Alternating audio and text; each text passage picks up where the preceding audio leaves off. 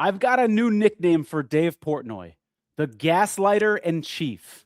This is textbook gaslighting from Dave Portnoy responding to Mike Vrabel's press conference. He just got off the podium a little while ago, took no questions from reporters, but did issue a 2.5-minute statement. The closest Mike Vrabel came to acknowledging any sort of responsibility in this situation was by saying he had very difficult conversations with the people around him.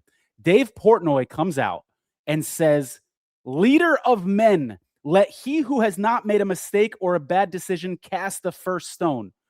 You can't, that was a typo there. You can't spell Vrabel without accountability. Proud to be a Patriot, an organization that does things the right way. Really, Dave?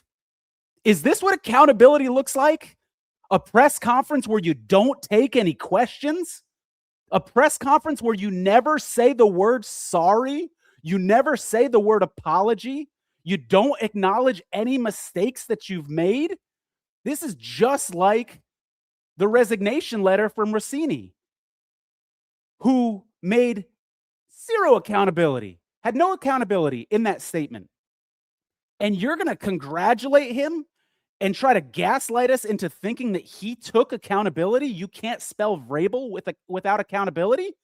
On what planet is this accountability? He said 2 weeks ago that it was laughable to suggest that the photos depicted anything other than a friendship.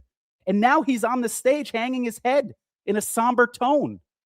He said 2 weeks ago that this wasn't worthy of giving any future statement, and he was just forced to give a future statement.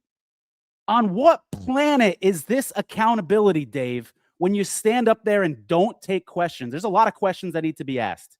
Who paid for that resort in Sedona, which goes for about $3,000 a night? If it was Vrabel, that's a problem because you can't pay a reporter.